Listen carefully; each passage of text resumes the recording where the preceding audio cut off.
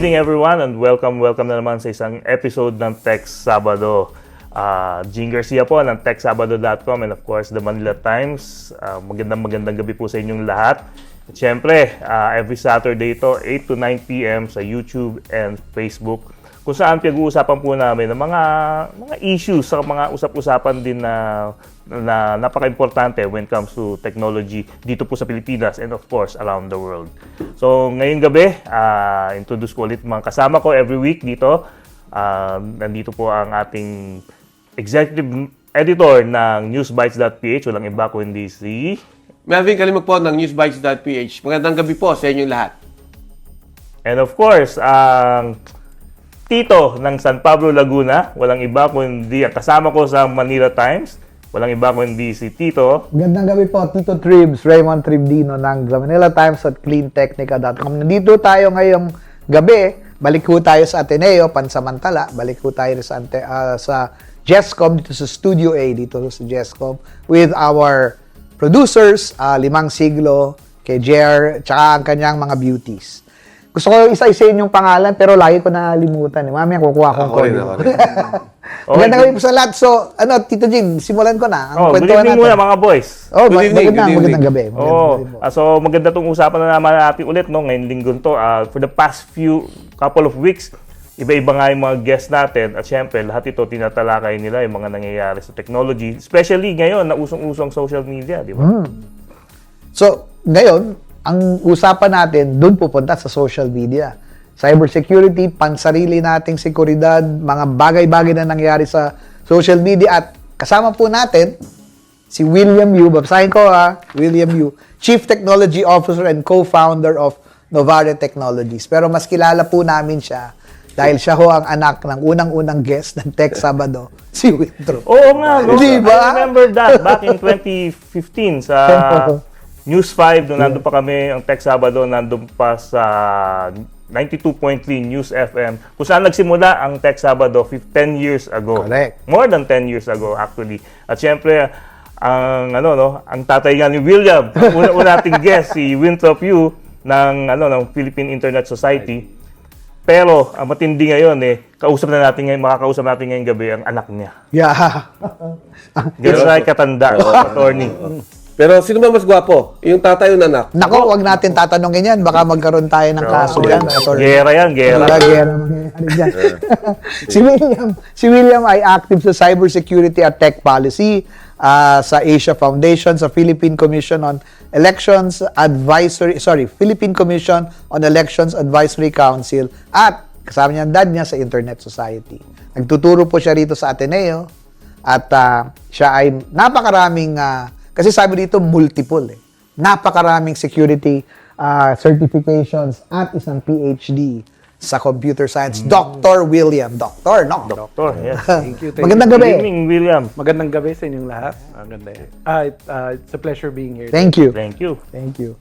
Ako magbabato ng unang tanong. Okay. Cybersecurity, kasi kanina lang nasa bus ako. So, lagi ako nagbabas papuntang Maynila. Yung katabi ko sa bus, ang lakas nung speakerphone. Naririnig ko dun sa usapan nila yung away nila dahil may mistress siya. Di ba? So, anong pwede kong pinagsabihan ko, sir? Sabi ko, boss, wala ba kayong headset? Kasi naririnig ko namin lahat. Ay, hindi, hihinaan na hawak-hawak niya gano'n. Pero dahil magkatabi kami, naririnig ko pa rin yung away nila. At saka yung kanyang mistress. Di ba na ang pangalan ay Toot?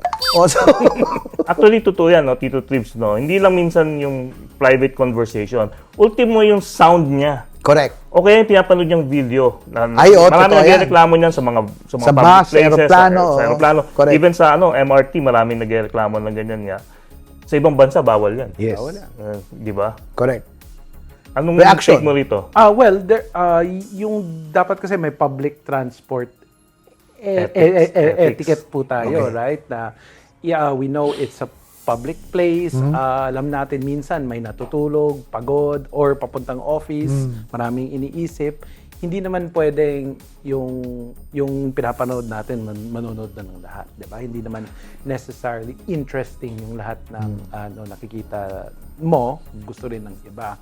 Pero sa atin yata wala naman yatang batas, right? It's not exactly a rule or law say for example, if you go to certain countries like Japan, etc., nakapastel talaga na silent yung silent car. Or in certain countries like Europe, meron kang car na silent. Yung ibang car, sige kayo. Talaga may mag-party ganon? kayo.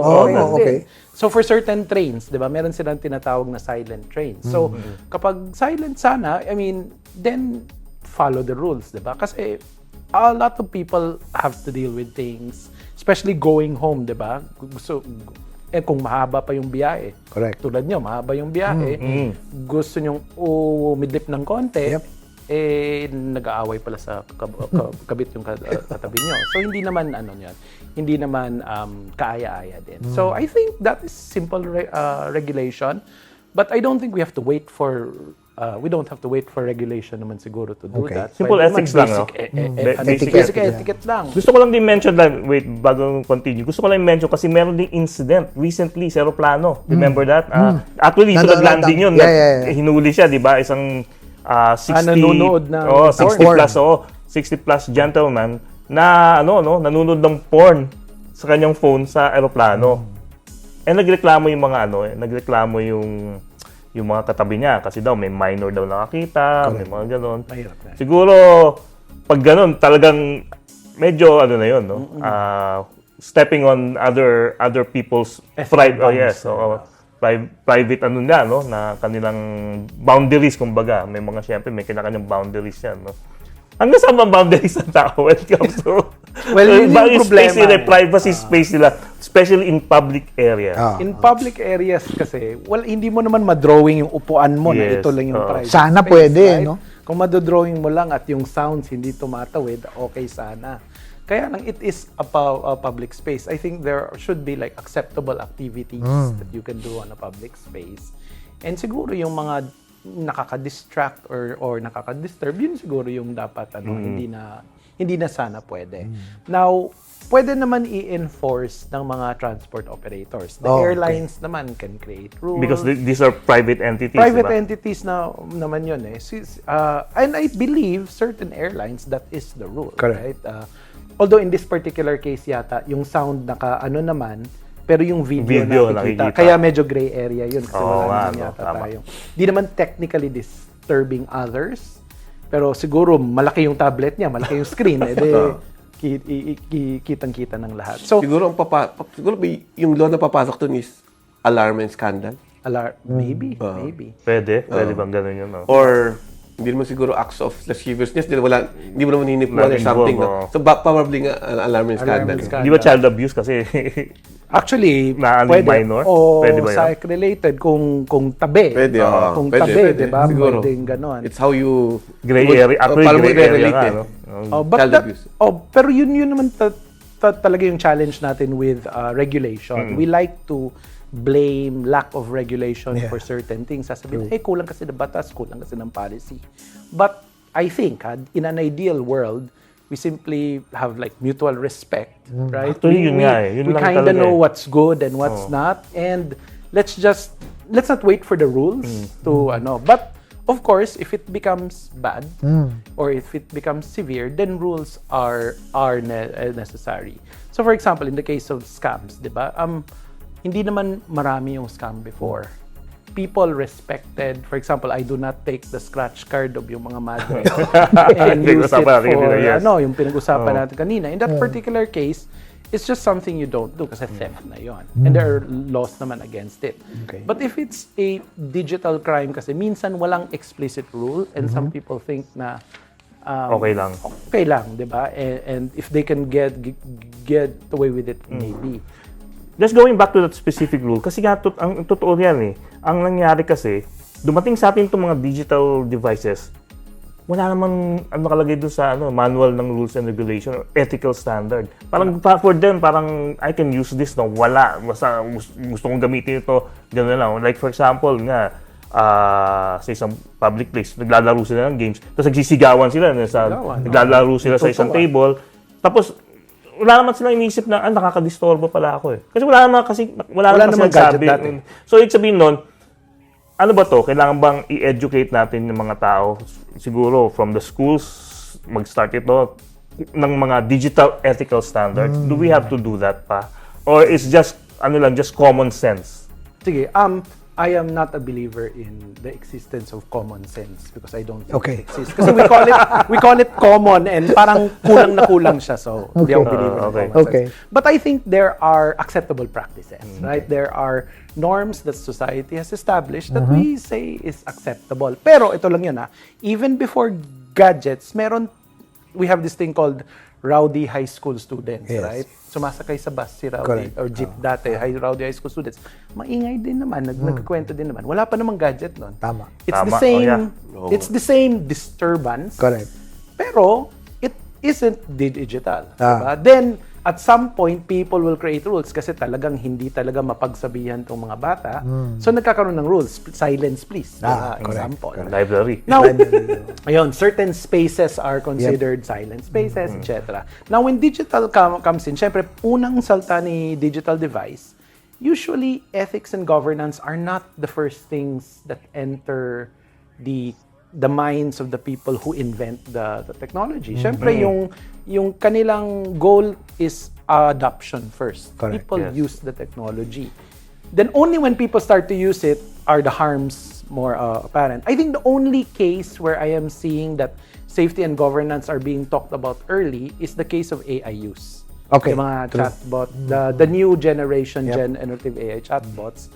There we are seeing people talk about safety and governance early. Correct. Pero when step back. When internet came out, wala namang pinag-isipan ng safety or not. So the mindset was, kung anong bawal sa analog world, dapat bawal din sa digital world. Yun lang yung rule before. There were no specific digital rules. But rules with respect to illegal use of personal data. The whole Cambridge Analytica scandal. True. Wala namang analog equivalent nun eh. Yung concerns dati is I use media to broadcast, fake information, etc. That one existed whether online tayo or radyo or TV. It existed na before. Then we had challenges. Is social media P2P where you protect private conversation? Or is it broadcast, parang radyo or TV, where there are rules? Then suddenly you hit technologies na nasa boundary na, my God, hindi pala pwede yung analog rules natin. Kasi in the analog world, if I send a letter to you, private yun, period. Yeah. If I call you, private yun, period. Ang linaw. If I have a conference call between 10 people, private yun. Yes. If I have a conference call, kasi stockholder meeting example, etc., 100 people, private pa rin yun. Correct. Pero kapag binodcast ko sa TV, radyo, public yun. And the rules for public broadcasts are stricter than the rules for private communications and the right to privacy. Pero kapag social media, the broadcast din. and you post, pero if you posted it lang to your friends, narrowcast. is that private na parang Okay. Tapos There's a rule for that. Di ba, nagkaroon ng issue sa Supreme Court. Pero si Supreme Court naglabas na. But we had to adjust. Diba? Hindi siya naisip nung ginawa ni Facebook, di nga Facebook, ginawa ni Friendster, MySpace, yung social media. Hindi nila inisip na, we have to comply with what? Broadcast rules or PD2P private conversation rules? Yun yung first. Yung two is, of course, they want adoption. Okay. So the lesser the rules, the better. Even up to today, the platforms are the first to say na, hindi, don't govern us na lang. We will do something about it. Wala kasi ang kasalanan pag pag diyan yung pinost, di ba? Ganun lang. So, we're just the vehicle or we're just the channel. So, medyo parang we only adopt regulation normally kapag may harms na apparent. Okay. But also, we also want naman the technology to, to proliferate. Kasi if we regulate naman din too early, yung challenge din naman natin is baka naman hindi gagawin. Baka naman repressive, no? Attorney, bigyan mo lang kami ng konting background doon sa Supreme Court ruling regarding... Basically, ang pinaka-ruling doon is that even if you set it on friends only,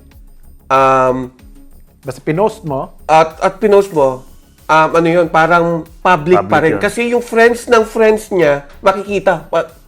Parang gano'n ang ruling doon eh. So you have to set it parang very strictly. Kung gusto mong private, parang selective custom. Yung basta the narrowest setting. Yung narrowest setting dapat. Kung gusto mong private. Kasi kung yung, even yung friends lang, makikita ng friends nila eh. Parang ganun. So public na rin siya in Parang that case, right? in that sense, yeah. Kasi if your friends can yes. see it, hindi siya narrow to your friends ng public. Correct. Especially kunyari, yung friends, kunyari ako, ni-screenshot ko yung sinabi ni attorney, Isa pa yun. tapos sinare ko. O yun. Ay, iba naman siguro Iba na yun. yun. Iba na yun. Oo. Okay. Kasi screenshot naman na yun eh. Kopya na yun. Kopya na yan, eh, no? Copy na Tapos, yun, depende kung may malis o kumbaga, uy, ito pala sinabi yan, no? Eh, yung isa naman na nakatanggap. Yan pala yung sinabi niya, ha? Mayari yan sa akin. Correct. Di ba? Di-weigh mo rin kung may malis yung paggamit ng mga postings, eh. Yung pivot ng usapan na to, William, is safety. Kasi, di ba parang sa Japan, ang mga telepono bawal na pag nag-camera ka walang click. Wala kang Kailangan may magagawa to sound. disable it, Kailangan di may ba? sound, So, it's is that correct? Hey, it's really In safe. earlier days, may ruling pa nga, I think, if not in Asia, I think it's in Europe. When you're taking a video, kailangan nagbi-blink yung Nagbi-blink, light ng ganun. phone. Basta may Para mga alam ng indication, tao na correct. bini-video mo siya. So yung- may mga ganun eh. So now, there is this, yung glasses na may, Yes, may yung camera. mga di ba? virtual glasses. So they're VR. saying, sige, adapt natin yung analog world rules, the blinking light kapag nagre-video, and the sound of the click, Yep. or may flash na ganyan kapag nagtitake ka ng picture. Pero what if the glasses are, for example, shades na maganda, ganyan, hindi naman obvious yung mga lights na yan eh. So is the analog rule sufficient protection for that new type of device? Okay. Only time will tell Yeah. as people use it and the harms become apparent. But definitely, I'm sure the sunglass manufacturers aren't thinking about additional rules. Yeah. They're just trying to comply with the existing ones. And they just want to sell. And they want to sell. And as new technology comes out, syempre gusto mo i-promote. So lesser rules are technically Saka better. software-based halos lahat yan eh. You can, there's always an option to turn it off. Di ba? Or kung wala, hahanap ka ng another software that will turn that off. Di ba? You can exercise other things. Yes. And there is I'm not sure if it's a global thing, but there is a right to repair. Yeah. Ngayon, Parang it's oo. like an implied right? But I don't know if it's ingrained in law. Here siguro hindi pa. Hindi pa, But yes. there's this implication na when you buy a device and you own it, dapat you have the right to tinker, repair, Yes. upgrade, I think in etc. EU, ganun na eh. Yeah, So what gusto- if gusto I na mangyari. remove that click? Oh, okay. Yeah. 'Di ba? At walang explicit rule that says Like, Hindi mo Mali pwedeng na. gawin. Philippines. Oo. So you will do it, right? Correct. Yan ang mga yung mga unintended consequences, and it's always a gray area amongst regulators to define rules for that. Tsaka it's a very trivial thing for them to focus on. Kasi mas marami pang problema kaysa just turning off the click of your mobile There phone, are di ba? other problems, correct? Oo, correct. ganun ang yung mga regulators eh. Hindi, parang sa kanila, siyang trivial, it's a small thing yan para pansinin pa namin yung mga ganyan. Or naghihintay ng malaking reklamo. It takes a disaster sometimes. Yes, to tama. regulate. That's so true, yes. So, Yes. yung favorite example ko palagi yung Data Privacy Act. Yeah. Passed in 2012. Yes. When was the NPC convened? 2016. It took the 4 years, correct. Comelec leak. So, it normally takes a disaster. Then, alam din ng ibang friends natin yung E-Commerce Act, di ba? Correct. So, nagkaroon muna ng I Love You virus Yep. bago nagka-E-Commerce Act. So, there is always something that drives some harm that is clear. Now, yung question na lang is, as technology progresses, now we have generative AI, etc., the harms, there will be new harms for sure. Di ba? Paano na yung scenario ng tainted chatbot? Right? So there's of course bias fairness rules, di ba, that are being drafted, AI governance safety rules. Pero how do you measure bias? If your data set to train naman is obviously biased. Correct, obviously. Right? Language pa lang, 80% of chatbots are trained with English. All chatbots are trained with 80% English data. So bias na siya to English. Oo nga, no? So will that be the English worldview? So is that bad? Because sabi natin fairness and bias daw, kailangan hindi bias. So yun yung medyo mahirap na until we're there, sometimes it's very hard to imagine the harm. Like for example now, yung mga SIM swap, etc. Ang laki na ng SIM swapping, using SIM swaps to hijack, say, online accounts. Diba? That's a big fraud space na now globally, hindi lang po dito sa Pilipinas. Pero dati, wala namang, we wouldn't have thought that SMS OTP will be unsafe. Pero ngayon, by June of 2026, BSP is saying dapat hindi na kayo nag-SMS OTP kasi because of the threat of SIM swapping, hindi na po secure yung SMS OTP. Or yung scenario na to, we get a message from our bank. Diba? Bank says, yung loyalty points mo mag-expire na. Click on this link.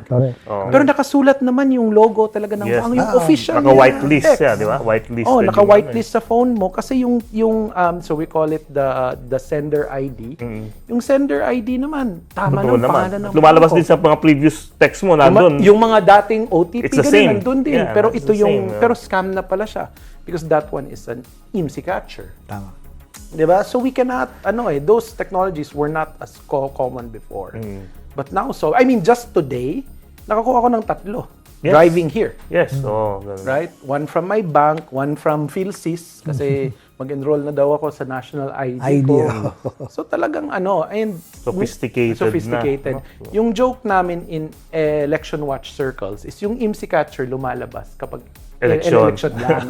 Diba? During election, in certain areas like Ortigas Center, Makati, ang dami mo makuwang text, vote, whoever, ganyan-ganyan. Ngayon, it's an everyday occurrence. Then, my wife was saying one time, bakit I always get this message from our bank na ganito? Then, sisilipin ko, yung URL.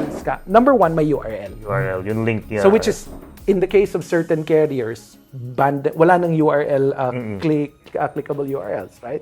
So, the fact na meron, fake na yun. Yung second, yung URL itself, hindi naman yung official na bank. Yes. And the bank has already said, that particular bank said na hindi kami magpapadala ng clickable link, period.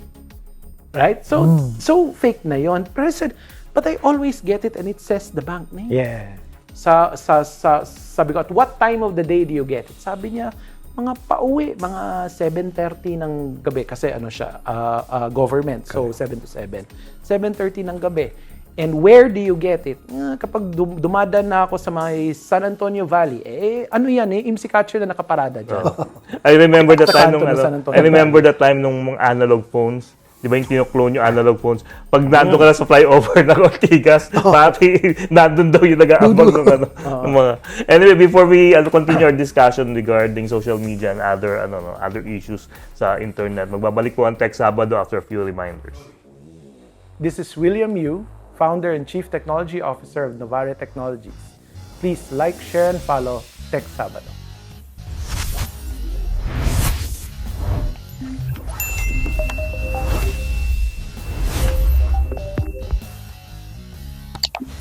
This is Raymund Tribdino of the Manila Times, Tech Sabado, and cleantechnica.com. Please like, share, subscribe, and follow Tech Sabado.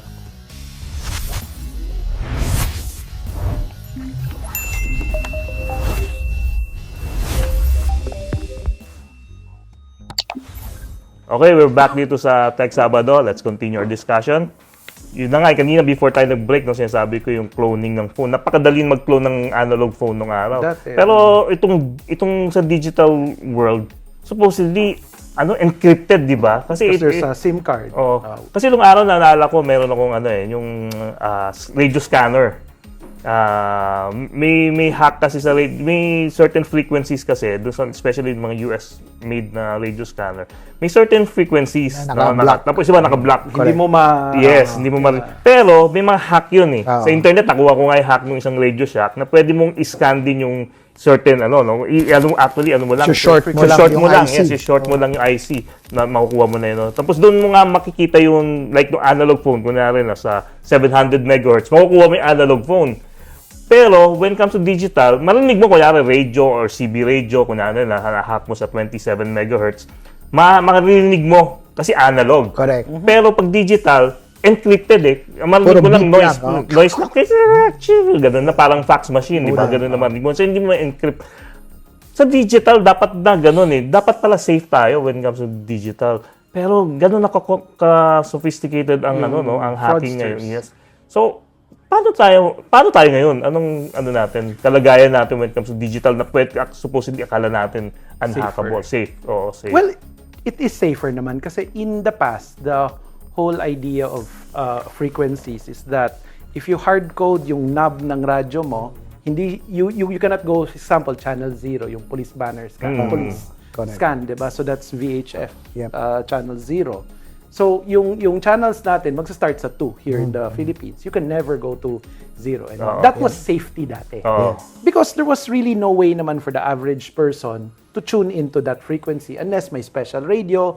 Tapos meron naman tayong rules na kapag nag-import ka ng radyo, dapat naka-hardcode yung frequencies. So it was At may safe. NTC seal. May sticker si NTC. It was safe at the time. Correct. Right? Then, of course, they realized na, you know what? Technology has gotten more pervasive. People are creative. Yun nga, sinashort yung IC para yung limiter. Actually, you're destroying the limiter. Diba? Of course, you can tune into frequencies like your microwave oven or things like that. Wala kang maririnig dyan. Pero pwede yun. Correct. Right? Now, yung shift naman to digital from analog, there were 2 security measures. One is what you said, yung frequency division multiplexing, yun yung lumang na you just know the frequency like a radio station tuner, you can listen into the conversation. Correct. So eavesdropping was easy kasi you just scan the whole band and look for the conversation you like. Correct. So kung yung at that time 800 megahertz ba GSM ganyan, you can tune it to that.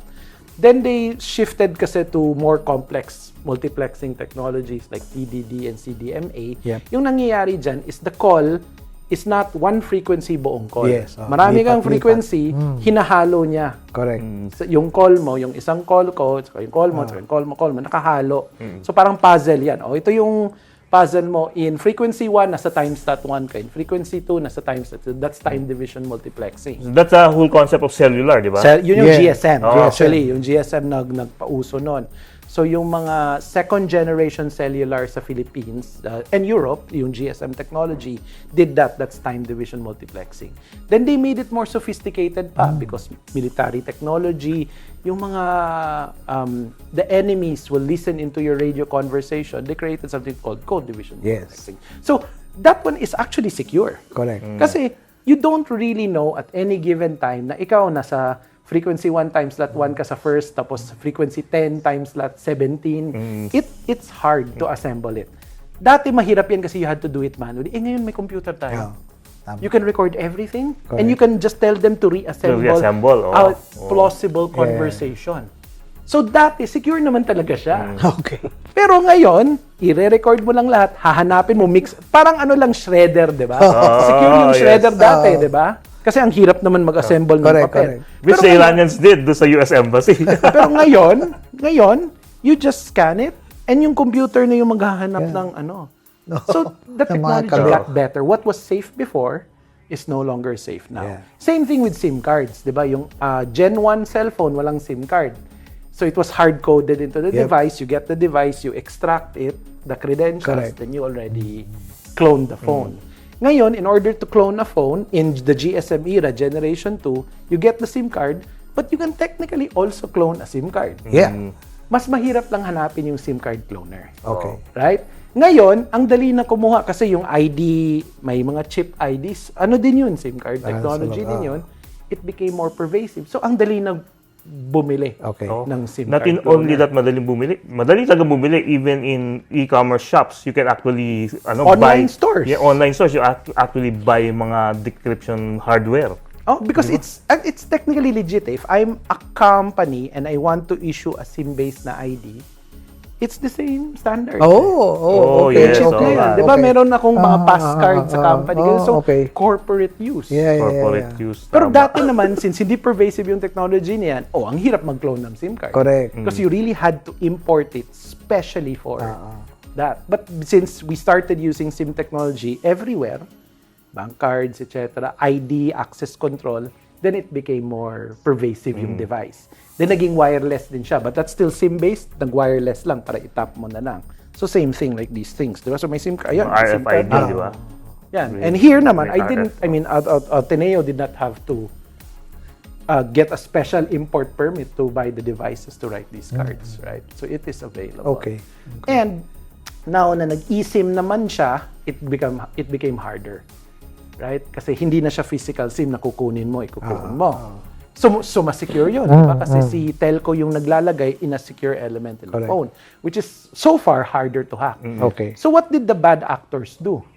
Di naman siya nag-give up. Yung bad actors said, hindi, yung weakest link hindi yung hardware, yung weakest link yung tao. Yung tao pa rin. Yung nagre-reset ng phone sa telco, kakausapin na, uy, I lost my phone, ito yung number ko.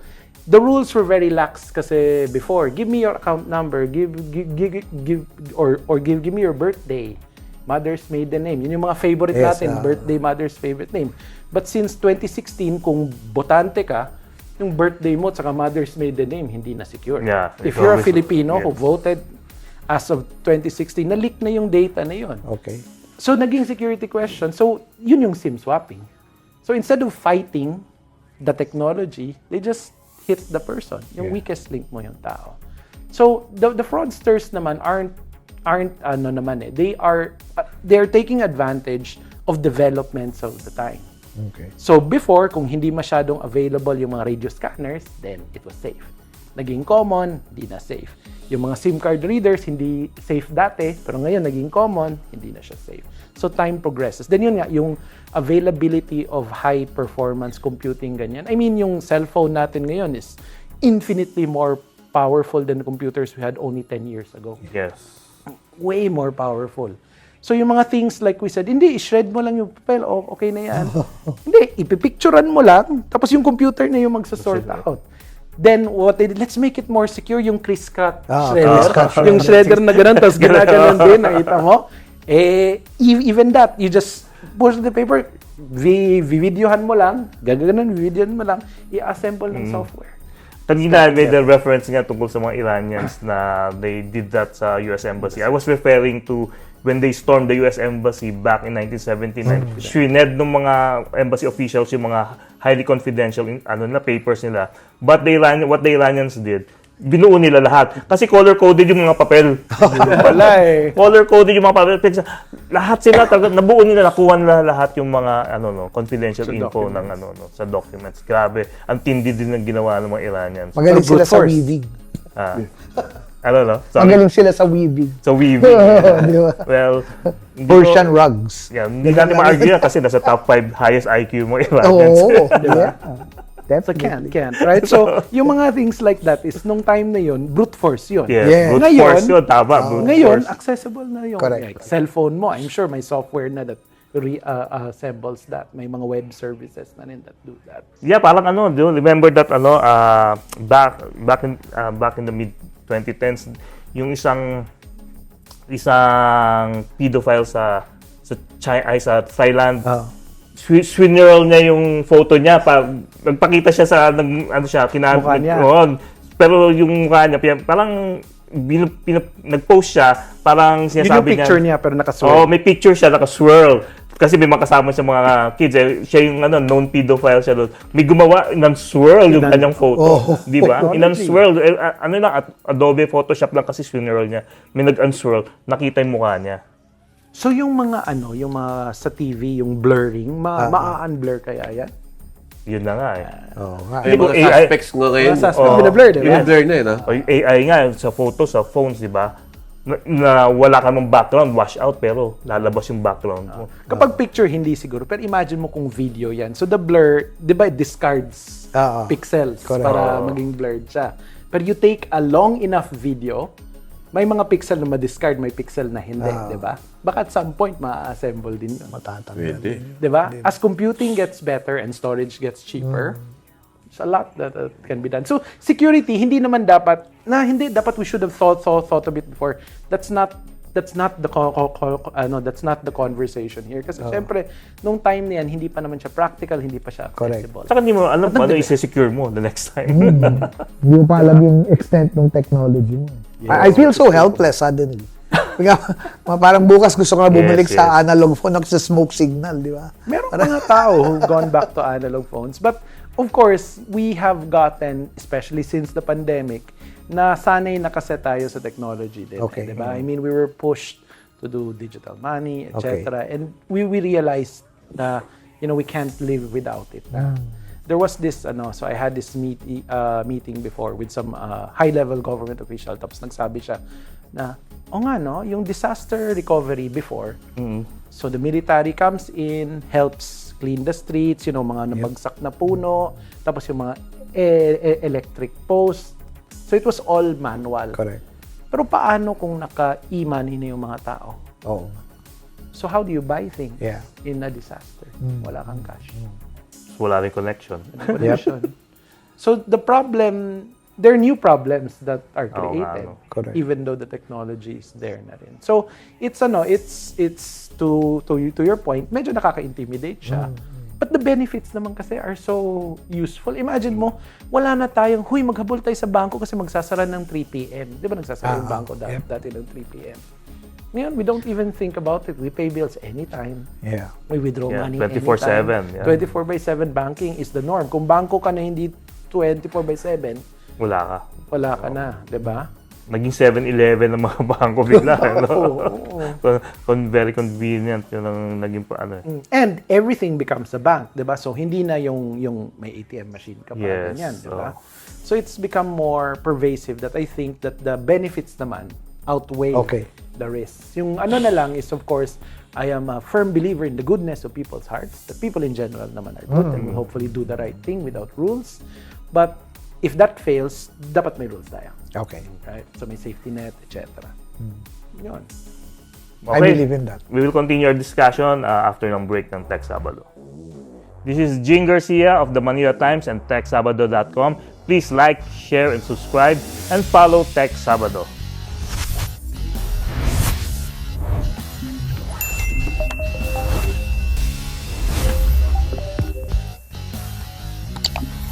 This is Melvin Calimag of Newsbytes.ph and Tech Sabado. Please like, share, subscribe, and follow Tech Sabado.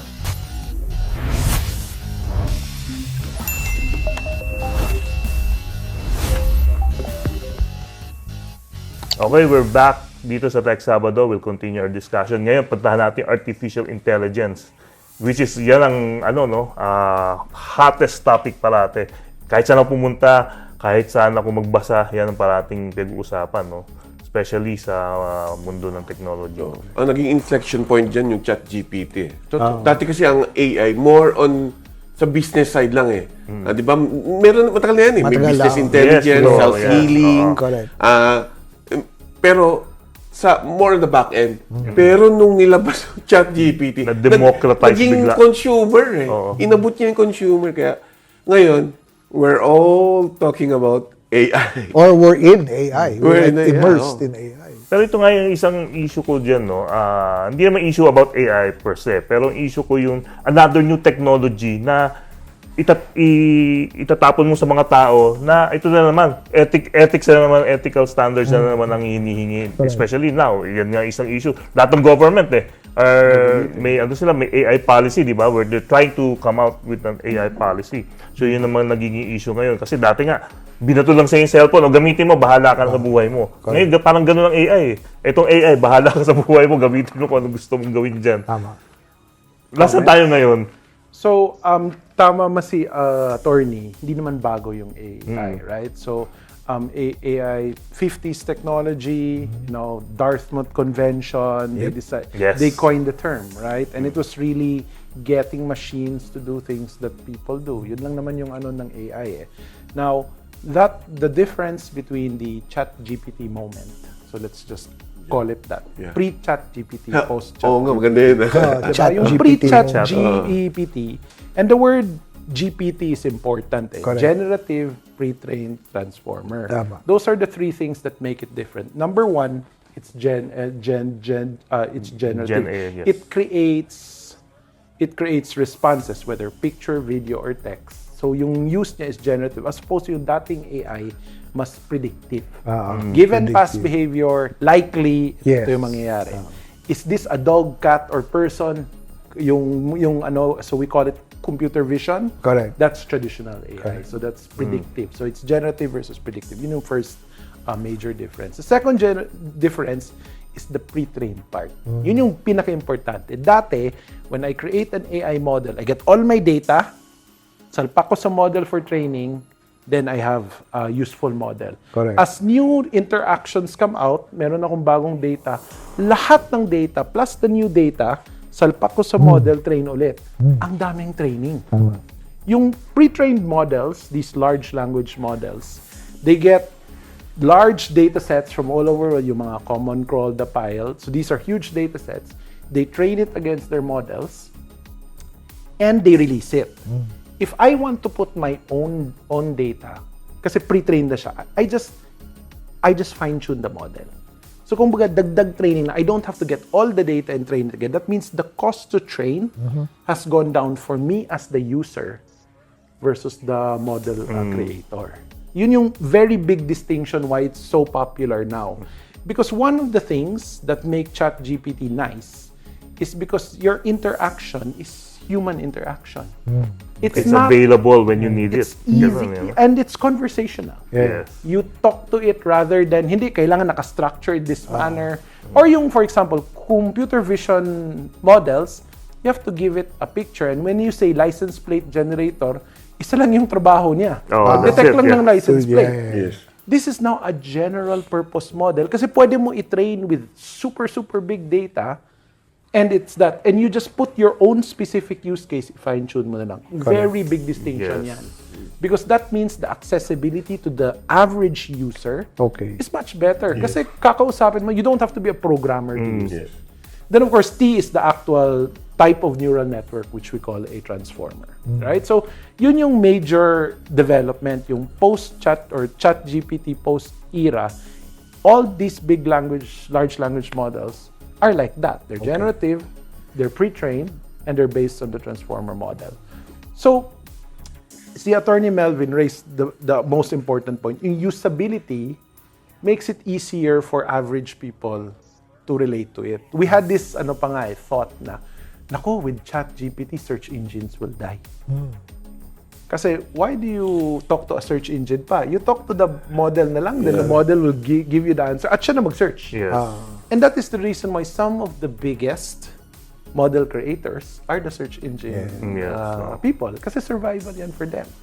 Then there's also this saying na, with ChatGPT, it will affect jobs. Well, clearly, right? There are certain jobs that will be affected. So there are many things that this technology will hit. But because internet is available, mobile telephony is available, computing, lahat tayo meron tayong computer sa bulsa natin, nagagamit natin lahat. So, nung pumasok tong ChatGPT, ang bilis din ng adoption. Because the groundwork was there. If ChatGPT came out and mobile phone penetration was 10%, di naman siya sisikat siguro, di ba? That's so true. Or kung magda-dial up ka para gumamit ng ChatGPT, hindi naman siguro, di ba? So, ganda ng timing niya. The timing is good. And for any future technology, it will also be true. Di ba? Kasi yun nga, accessible yung computing, accessible yung connectivity. That is the reason why the adoption is so fast. Now, the danger you raised naman is we are now given a new piece of technology na, walang, bahala ka na, you use it, diba? There are no rules, etc. But the difference though in this area is people are actually consciously thinking about safety and governance. What made ChatGPT successful, number 2? The first is the usability. The second one is it's actually safe. It's polite, right? There are certain guardrails, they call it, that it will not do. Now, of course, you can break the guardrails, but day one, meron na siya. That means the makers of those models, day one palang inisip na niya. Aware sila. Even before they launch the first version, dapat binablock na yung mga, say, illegal material, hate speech, etc. Now, mas ethical pa may ethics pa yata yung ChatGPT kaysa doon sa user. in some cases. And I think the important distinction about this technology is before it was released, inisip na yan. Okay. Right? As opposed to some technologies na it wasn't top of mind. So, good na yun, but obviously with any technology, hanapan ng butas yan. I'm pretty sure we've all read stories about Grok. How to get, Grok is...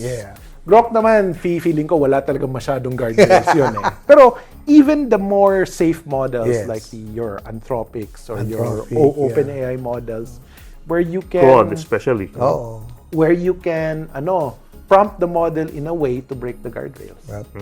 You can prompt the model to know what the guardrails are para i-avoid mo. Correct. So, people are creative naman by nature. I'm sure hahanap.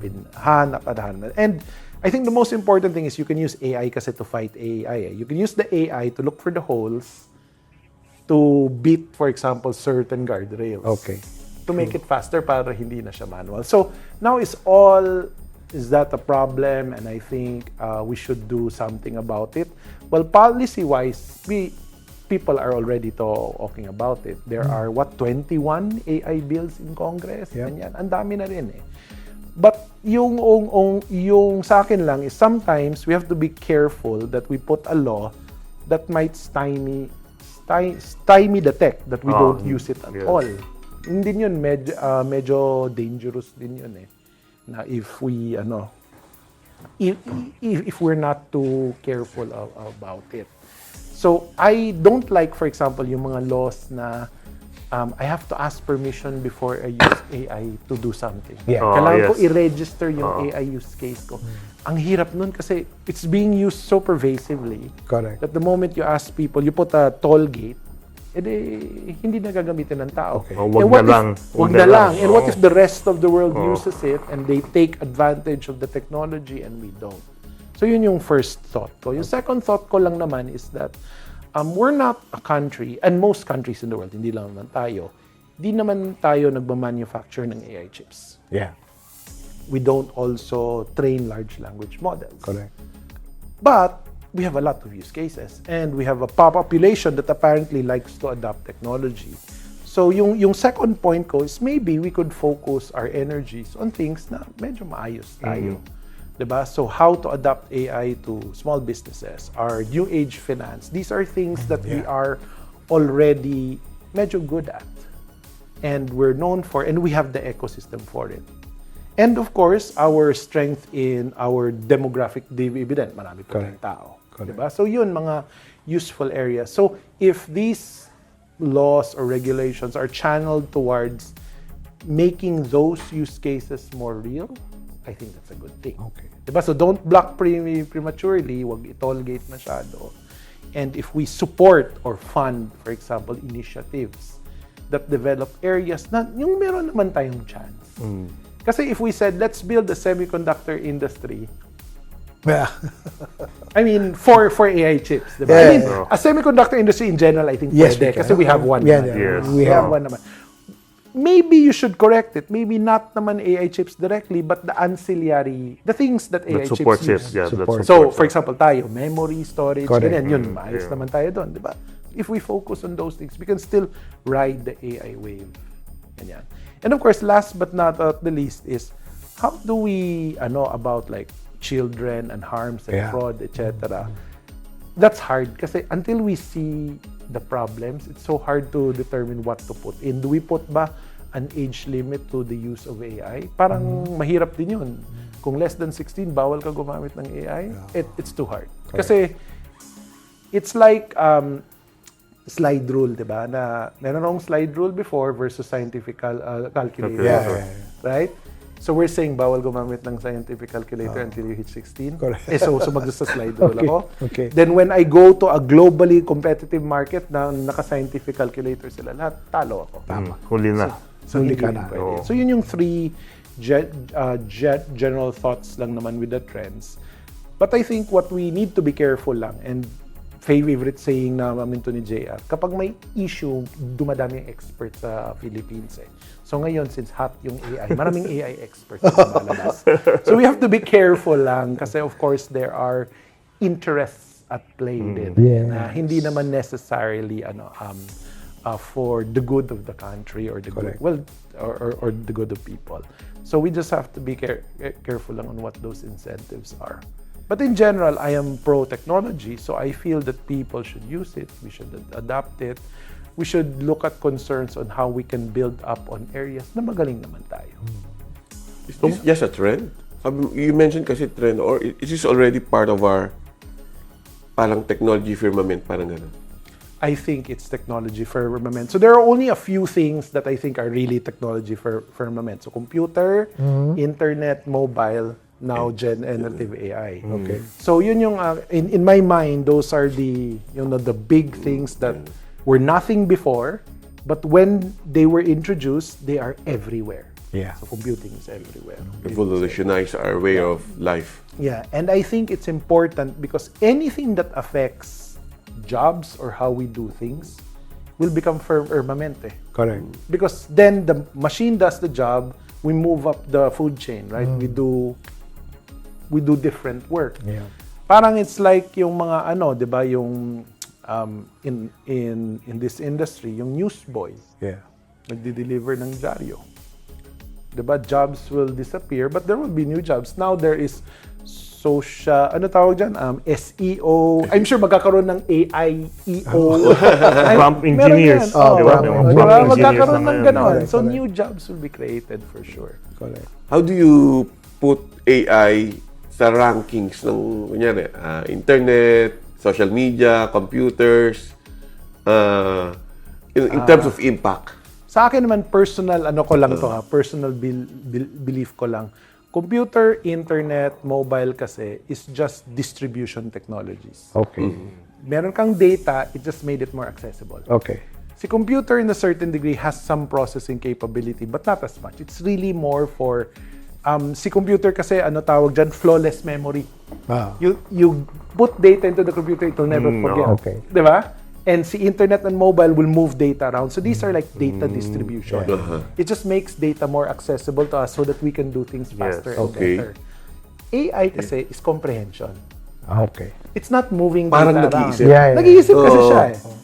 Remember, when Taking I asked advantage a of the chatbot, data. I mean, if Yeah, we ask a chatbot or an AI model properly, yung hindi lang yun, find me the next best vacation. Kasi yan, parang search lang yun. So data yun. Yes. But if it creates an itinerary and you give context na, I'm from the Philippines and I want the cheapest thing. So if you give a lot of context and it has thinking of its own, it has some degree of comprehension, ibang level na yun. Diba? That's not moving bits around anymore. Yeah. Right? So I think it is better. It will Really? have more Wow. impact. Oh. We just don't see it today. Yes. But I'm sure, I'm pretty certain in our lifetimes, malaki yung change. Actually, yung mga AI companies are really looking forward to agentic AI.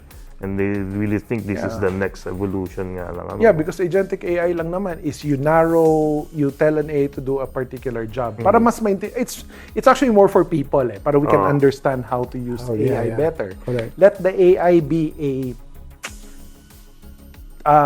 taga-tanggal ng nunal sa mukha ng mga video natin. You can create an AI agent for that. Yes.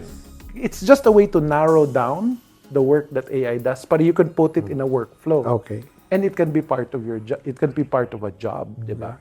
So yung mga tao na whose job is tagatanggal lang ng nunal sa mga video, mawawalan ng Wala na trabaho. Right? Like for example now, animators, the manual animators are gone because we extrapolate the pictures na from frame to frame. Yeah, You don't have to draw all the anymore. You don't have to draw all the frames anymore. So ano yan parang those jobs, it's just a construct they created for us to use an AI model better. Now, what I'm worried about lang is, of course, the technology is controlled by a few large companies. The same problem we have with social media now. Yes. Na we've given them, a certain degree of power on the way we Control, do things. yes. Which I think is a lot more in the case of AI than social media.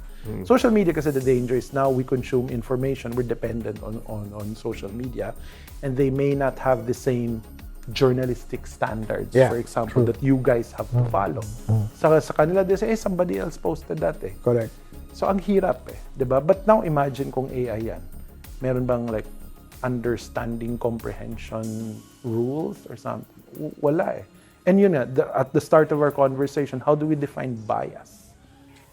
What's bias? Diba we say na hindi, the AI must not be biased. But if the AI, for example, is breached and will say, I want the best spaghetti. I have a big party for dinner, ganyan, and will always return to you a particular restaurant kasi na-breach yung model na yan. Correct. Yung search engine optimization that I'm sure may AI engine oh. optimization. Meron Correct. yan for Yes. sure. Oh. Diba, they know what training data goes into the model. They will try to let you construct the data in such a way that the likeliness of a response for you comes out better. Then of course, the model creators naman, don't really have full control din on like what data they use, diba? Kasi sa sobrang dami, it's all systems din. So they exploit those systems. So how do we get out of this monopoly? Can we? Or kasi doon din bagsak mo sa kanila rin. Kasi sila lang yung nagpo-provide niyan. Well, the plus, ito yung plus. And this is where the few things where the China way is actually better. Kasi the US companies, mostly, with the exception of Facebook, closed yung models.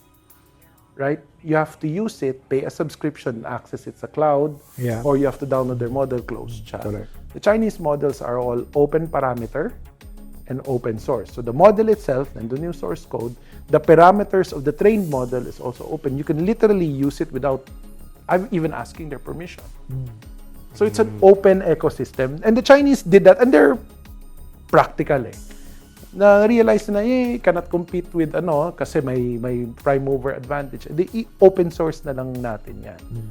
So in that particular case, mas supportive sila sa open source na That means I can get a Quen model, a DeepSeek model, and run it in my cell phone if I wanted to. Yeah.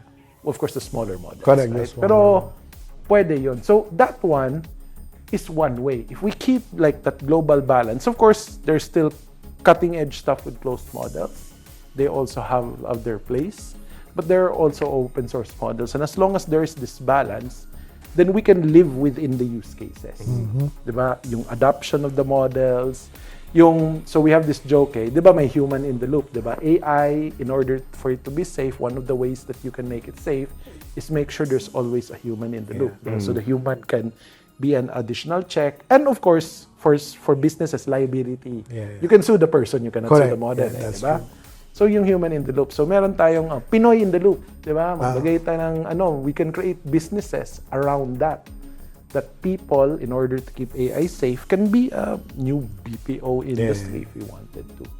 So I think there are opportunities where we can take advantage of things that we have versus focusing on things na hindi tayo masyadong, we don't have the resources for. Saan papasok dito yung AI policy when it comes to governance? Sa akin naman, I think for now, we should have policies that promote adoption. Okay. And so there are two things. So red lines, yung things talaga na it should not be used for. So if, for example, you use AI to create OSAIC-related content, yun, talagang red line yun. So there are things that harms that I think we can articulate na now. Okay. So that's one. Two is we have to promote its use. So we have to support people who are trying to create new businesses and new jobs that take advantage of the technology. I think that's a good thing. Because yun nga, my personal bias is I think this will be better than mobile and internet. The impact of the technology may not be instant, but my sense is that it's much it has a larger impact. So I think we should support initiatives that drive adoption, growth, awareness, and we should improve diffusion. So hindi pwedeng few of us lang na marunong yung gagamit. Dapat more Filipinos take advantage of it, the better. And I think that one, medyo hard yan sa technology kasi in general, meron talaga tayong digital divide. And COVID kind of showed that, right? Correct. It kind of opened na meron na nga tayong digital device access divide. We don't even have devices. Then, nagiging digital connectivity divide. So, we have now two divides. Now, digital AI access or use divide. So, the digital divide may get wider. Yes. Meron nga recent Microsoft AI diffusion report na divide na nga into AI North and AI South. Diba? Oh, that's very geopolitical. Ng Global South, diba? Global South and Global North. It's very political. Pero you are correct na so we have to look for measures to improve diffusion. Diba? Kasi like for example, now lang in retrospect natin inisip na, you know what, dapat lahat ng baryo may signal. But dapat we should have thought about that earlier, Yes. right? But again, it's better late than never. So now sa AI, we have the opportunity to do it earlier. But of course, to your point kanina din, there may be other priorities kasi. Yes. Maybe more better roads, classrooms, flood control, di ba? Things like that. Parang also take the imagination of legislators kasi and the people who actually make budgets. Yes. Pero yung ask ko lang is if we pass bills, let's try to focus on better adoption, yung safety governance. But try to avoid harms rather than outright ask permission before you do something. Medyo I think that's too extreme at this point. And it's not the type of technology kasi na ask permission before you use. Correct. Okay. On that note, yes. Tama nga si JR, no? Sinabi niya parang malapit na pero malayo pa rin yung natin, approach natin sa progress, no. Ang dami pa natin tatahakin sa totoo lang, no, when it comes to technology. Despite the fact na nandiyan na lahat sa harap natin. Medyo pa rin tayo, nahihirapan rin tayong tuhugin kung ano yung tamang landas when it comes to technology. Tony? Okay, maraming pong salamat to our guest, Dr. William. Kasi hindi ko masabing Winthrop eh. William Yu. Daddy ko yun. Thank you very much. Hopefully, we'll can have you as guest again in the future. Yan. No So, problem. Trips, ikaw naman. Maraming salamat, William. Dami ko natutunan uli, mga bagong layers ng information, especially dun sa AI. Marami akong tatanong siya off-cam. So, Every week, ang dami natin natutunan. Ang dami natin natutunan. Sa 10 years natin sa Tech Sabado, Correct, ang dami correct. pa rin, kaya nga nang sinabi ko, malayo pa rin. tama, ang layo. So, yan po. Marami yung napag-usapan tungkol sa pag-iingat. By the way, magsa-start po kami ng konting digital tips sa Tech Sabado. Ako maglilido. Uunahin ko na ho. Yung unang-una kong tip, wag hong matakot sa AI. Maging maingat lang.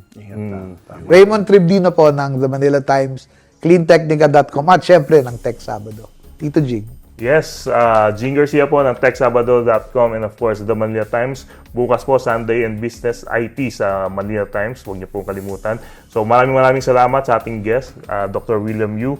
Napaka-inspiring ng mga sinasabi niya regarding At technology. nakakatakot. At nakakatakot. Di naman. Pero kailangan lang tayo maging aware at maingat sa mga pag ginagamit natin itong mga new digital tools na nasa harap na natin para everyday. So, yan po. Until next week, maraming salamat. Have a good evening, everyone.